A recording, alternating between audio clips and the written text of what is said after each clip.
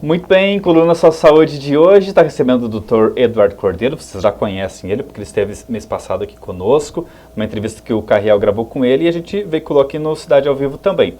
E ele vai estar conosco todos os meses, sempre trazendo algum assunto, porque o Dr. Eduardo é realmente uma caixinha de surpresas, porque ele tem tantas especialidades e tantos predicados aí com relação à medicina, que ele sempre vai ter um tema muito interessante e até diverso um do outro, né? Para trazer para a gente. Por exemplo, no mês passado a gente falou sobre a questão de depressão e ansiedade, né? Várias questões relacionadas aí à mente. E hoje a gente vai falar sobre um assunto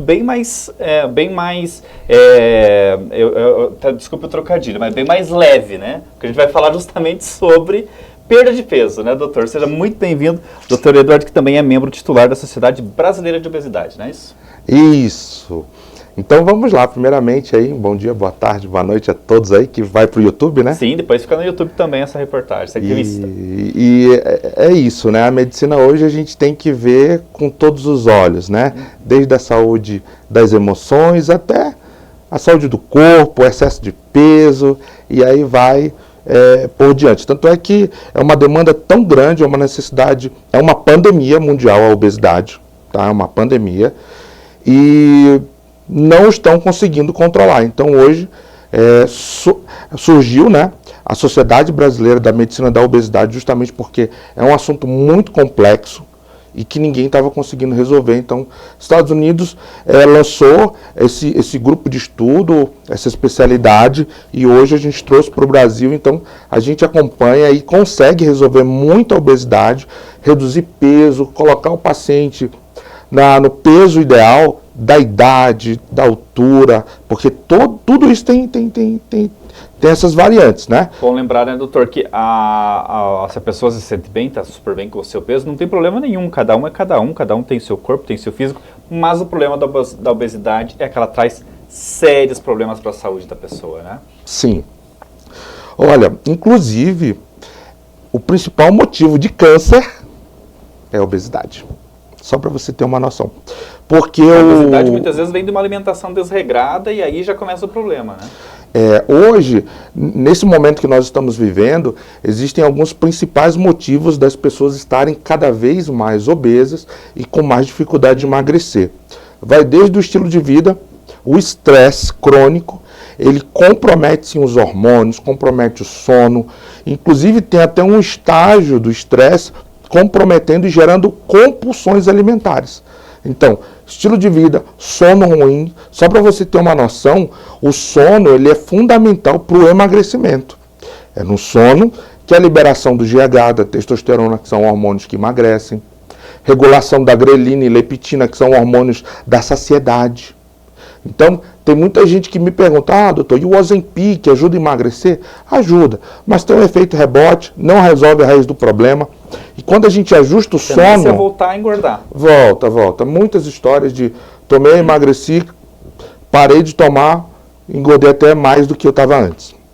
Então, esses principais motivos da obesidade, né, que é a qualidade de vida ruim, sono ruim, e outra coisa muito interessante, que é a pobreza dos nutrientes dos alimentos.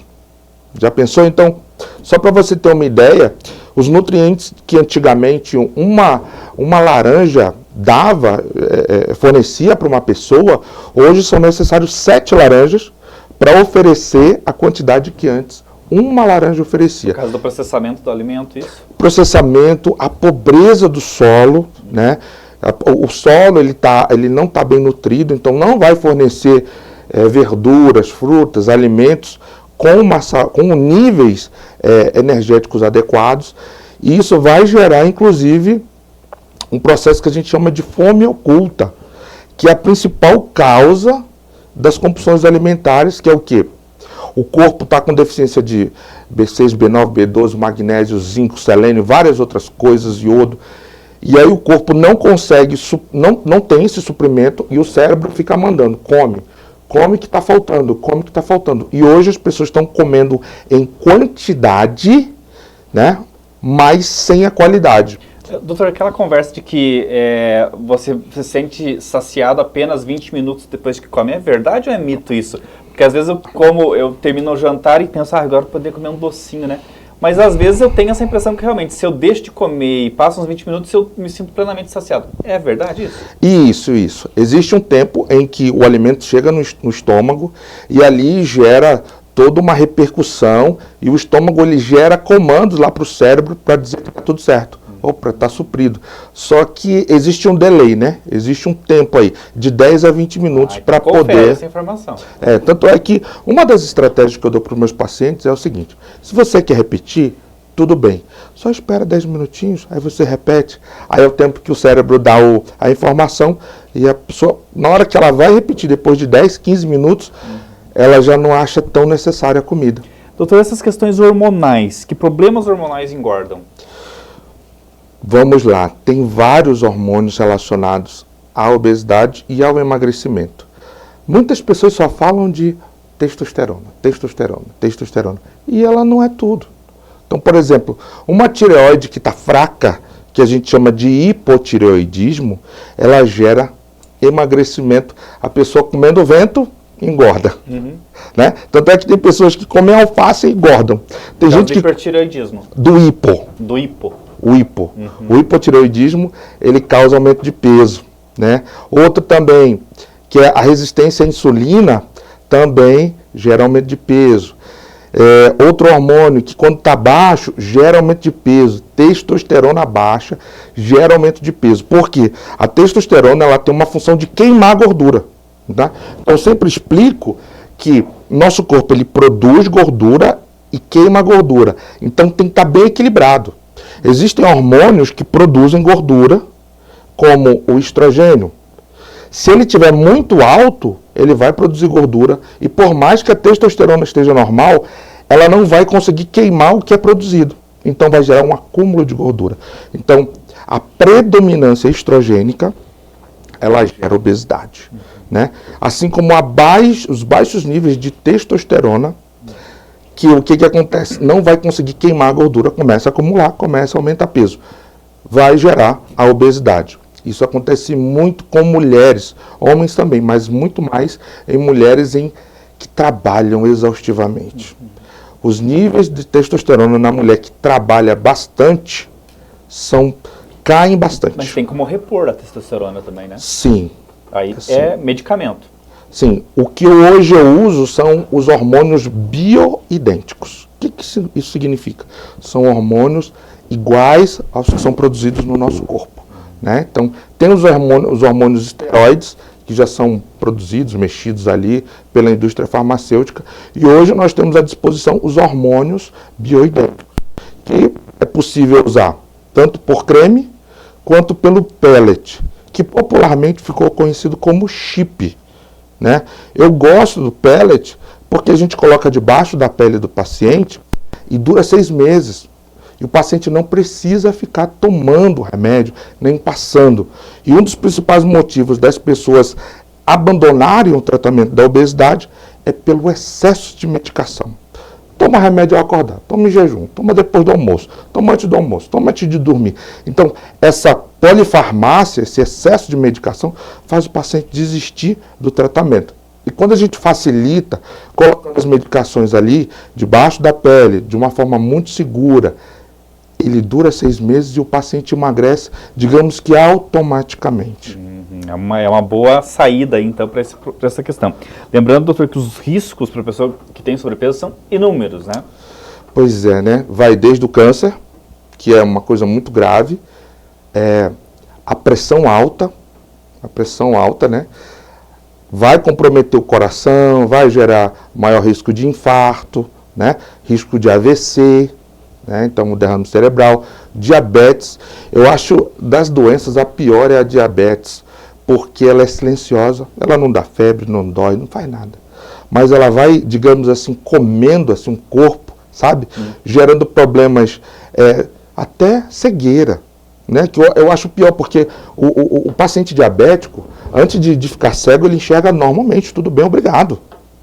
Ele dorme enxergando, ele acorda cego.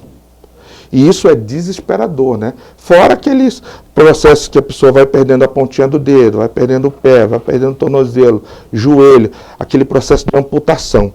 Então isso é muito grave. Então eu acho diabetes assim, horrível. Mas é tudo muito ruim, né? Agora, doutor, qual que é o principal motivo da obesidade? E ela é hereditária? Olha, hoje existe um termo chamado, tem a genética e tem a epigenética. Está muito mais relacionado com a epigenética, ou seja, não vem de heranças lá dos cromossomos. Do pai e da mãe? Do pai e da mãe. Mas a epigenética é o que é? É uma carga, é uma herança que a pessoa recebe do pai e da mãe, a nível de comportamentos, de vícios, de hábitos. Então, traz sim, a obesidade vem da epigenética. Então, por exemplo, tanto é que para fazer uma criança emagrecer, eu preciso dizer, pai, não adianta tu proibir ele comer sanduíche se o senhor come na frente. É isso que eu ia comentar, porque via de regra, o que o pai come, o filho come. Sim. E aí, se o pai está engordando com a comida que está sendo servida na casa, não tem como com o filho ser diferente. Né? Isso, tanto é que tem uma obra, uma pintura de um pintor que ele evidencia muito bem através da arte a obesidade. Antes ele achava que só era obeso o pai e a mãe, mas depois ele pintando, vendo, observando a sociedade, ele viu que não só o pai e a mãe estavam obesos, os filhos, como também os pets, gatos e cachorros. E ele pintou, isso daí eu não estou lembrado desse artista. Então, hoje a obesidade é uma herança comportamental, né? Então a gente tem que tratar lá na raiz do problema. E ela é desencadeada pela compulsão alimentar. Queria que o senhor nos explicasse se compulsão alimentar é uma definição única ou se existem compulsões. Sim, a compulsão, na verdade, é um desejo interno da pessoa que não é consciente, ela é arrastada, ela é levada, ela é que nem um drogado. Quando ele quer usar droga, ele vai para longe, dá um jeito, né? Então a compulsão alimentar é o nível neurológico, lá do subconsciente, né? E tem vários motivos, desde o estresse, por exemplo, a primeira fase do estresse é compulsão por doce. A segunda fase do estresse, a pessoa continuar em estresse, ela começa a ter compulsão por salgado. E a terceira fase do estresse, junta tudo e ainda tem compulsão à noite. Então a gente vê que a compulsão... Tem que acordar de madrugada para comer. Para comer, ela está relacionada ao cérebro. Né? Então hoje existem várias compulsões e existem também vários motivos das compulsões. Então eu me entristeço por pessoas que ficam assim, às vezes até ofendendo o obeso, achando que é culpa dele. Infelizmente ele é levado e tem que investigar a raiz dos problemas da compulsão. Por exemplo, tem uma infecção fúngica intestinal que ela não aparece em nenhum exame. Nem exame de fezes, nem exame de urina, nem nada, nem exame de sangue, nada. E ela gera compulsão por doces. Por quê? Porque esse micro-organismo, ele gera ordem lá para o cérebro para conseguir doce, para ele se alimentar no intestino. Eu vi uma propaganda esses dias de um medicamento manipulado, inclusive, que tomando ele você inibiria teu desejo por doce. Existe isso? Medicamento que iniba a vontade de comer doce?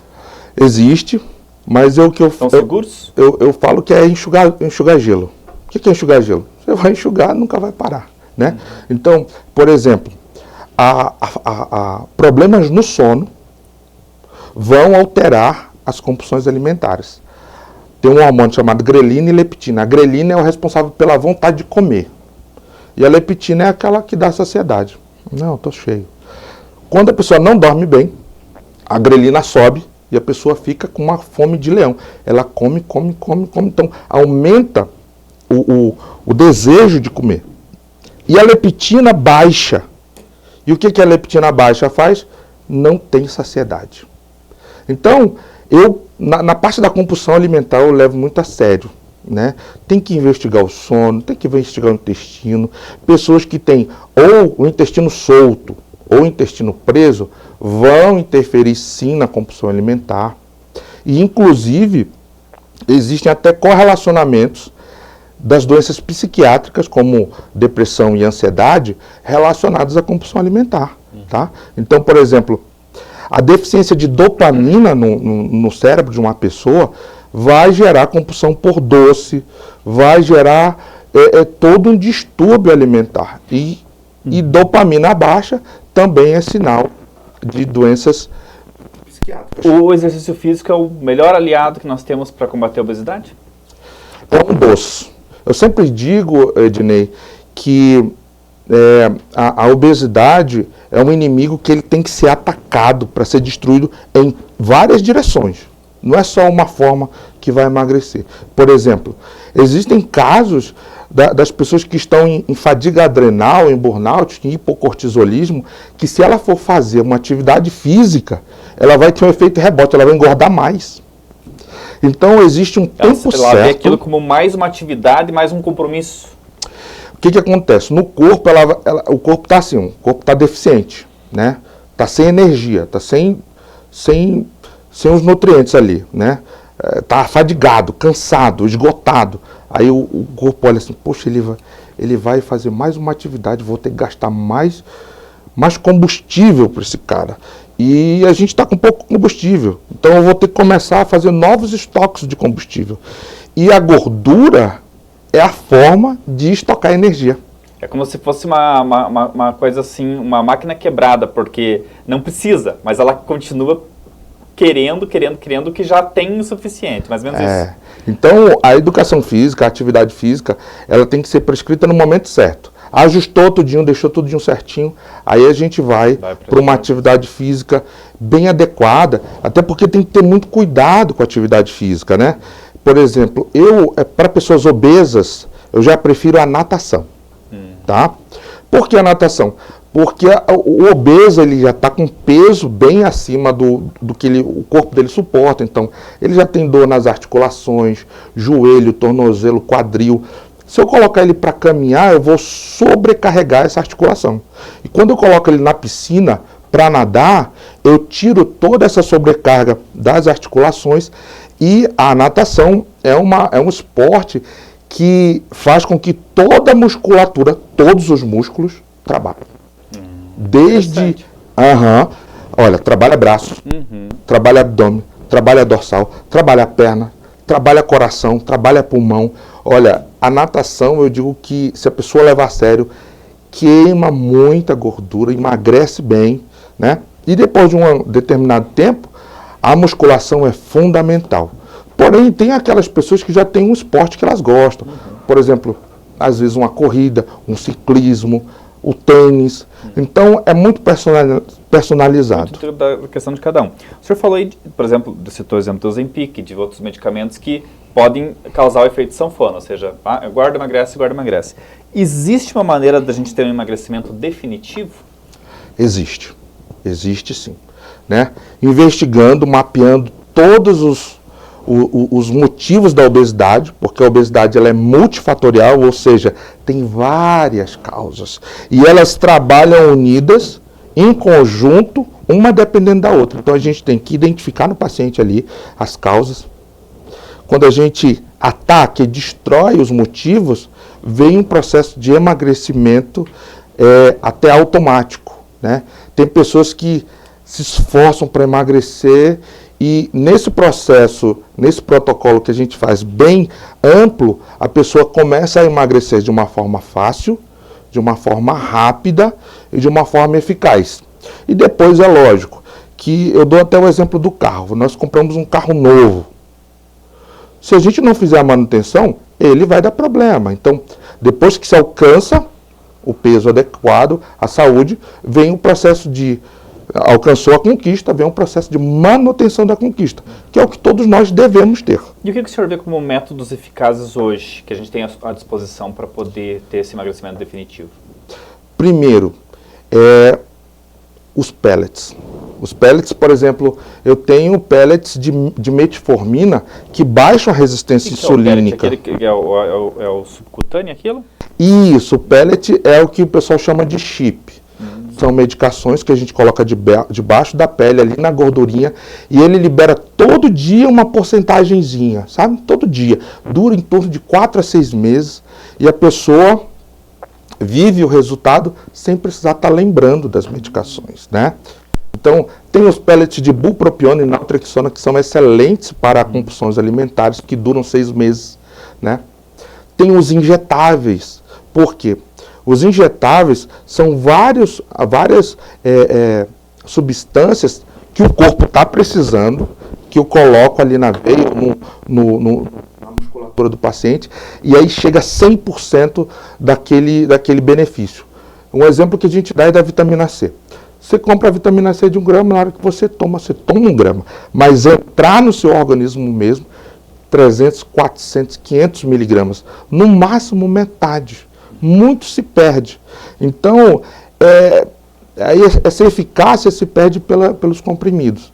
Quando a gente faz os injetáveis e os pellets, a gente garante assim 99% de eficácia das medicações. Uma boa dica aí. Agora, doutor, eu tô com 42 anos. Até os meus 20 eu era magérrimo. Aliás, até meus 30 eu era magérrimo. Nos 30 começou a acumular um pouco de gordura. Chegou nos 40, a gente começa a sentir, parece que a gente vai tendo os mesmos hábitos alimentares, comendo as mesmas porções, fazendo exercício físico, mas vai aumentando o acúmulo de gordura. Por que é tão difícil? Por que a gente acumula mais gordura depois dos 40?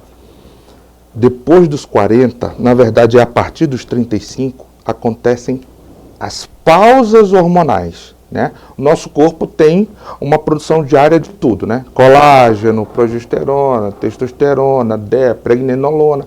A partir dos 35 anos, começa a haver a diminuição da produção diária e começa a haver o fim dos hormônios, né? Então, dos 35 em diante, começa a diminuir a produção da progesterona e a testosterona. E uma das funções da testosterona é a queima de gordura. Além do mais, a testosterona, além da função sexual e da parte muscular, ela tem uma ação até emocional, no psicológico. A testosterona ela tem uma função ali nas nossas emoções, da fé, da energia, do acontecer, da coragem, do ânimo. E uma pessoa com a baixa de testosterona, ela começa a ter depressão. Mas aí o senhor recomenda repor testosterona? Pode Sim, ser? sim. Tem casos, querido, que a pessoa produz a testosterona, isso é muito interessante, produz, a gente vê que produz, mas ela não chega para agir porque ela é sequestrada. Existe uma proteína, na verdade uma enzima chamada aromatase, que ela pega a testosterona, sequestra e transforma em estrogênio, e esse estrogênio vai produzir gordura. Então, às vezes, nós temos que analisar o porquê da testosterona estar baixa naquele paciente. Às vezes ele produz, mas é sequestrado. Mas a idade é um motivo. Um motivo. Mas a testosterona é só um dos elementos que ajuda você a ter um emagrecimento mais eficaz, mais permanente. Existem outros elementos, né? Sim. Por exemplo, pacientes com hipotireoidismo, quando a gente ajusta a tireoide, a pessoa emagrece. Automaticamente. Às vezes até sem fazer atividade física. Né? Então tem o T3, que é o da tireoide, tem a testosterona, né?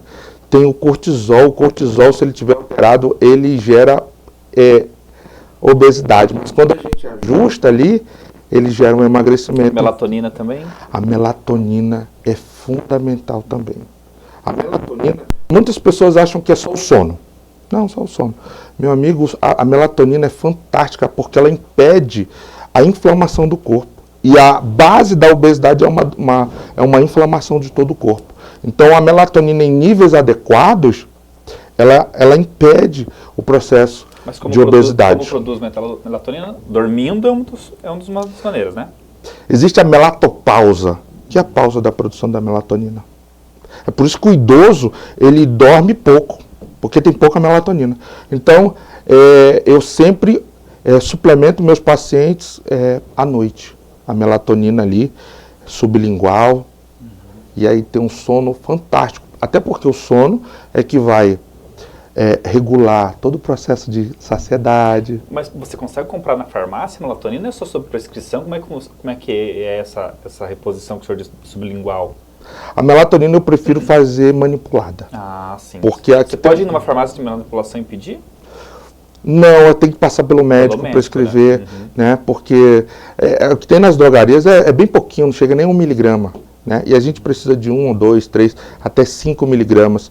E também tem o hormônio que muita gente chama de vitamina D, que mas, na verdade é hormônio D. Ele é fundamental no processo de emagrecimento. Falei certo que é o sol? Não, tá certo, né? Melatonina, O que acontece? O sol, ele incide na pele. Sim. E ele que desencadeia o processo de produção da vitamina D. Né? Então, sudeste para baixo, Brasil, existe uma maioria das pessoas, mais de 80% das pessoas, tem deficiência de vitamina D. E a vitamina D tem ações no processo de emagrecimento e até da saúde mental, inclusive intestinal. Então, ela é fabulosa. Então, níveis adequados de vitamina D auxiliam o processo de emagrecimento, nesse emagrecimento permanente. Agora, se for ali, ficar enxugando gelo,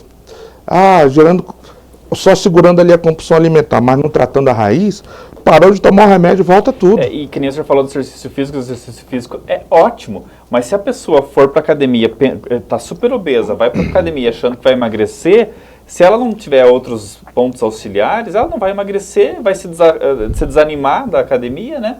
E aí não vai fazer nenhuma coisa nem outra que é preciso fazer para ela emagrecer de fato, que é conciliar esse exercício físico com um tratamento hormonal ou, né, médico mesmo, de uma maneira mais ampla, né? Sim, tem que ajustar todo o corpo. Na verdade, a obesidade ela é o resultado final de um desajuste de todo o corpo. E a gente tem que ver o que está desajustado.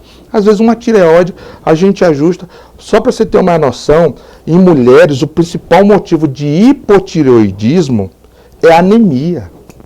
Já pensou? O que acontece? A mulher menstrua, tem mulheres que menstruam mais de 10 dias, perdem muito sangue, entram em processo de anemia e um dos nutrientes para fazer a tireoide funcionar bem é o ferro.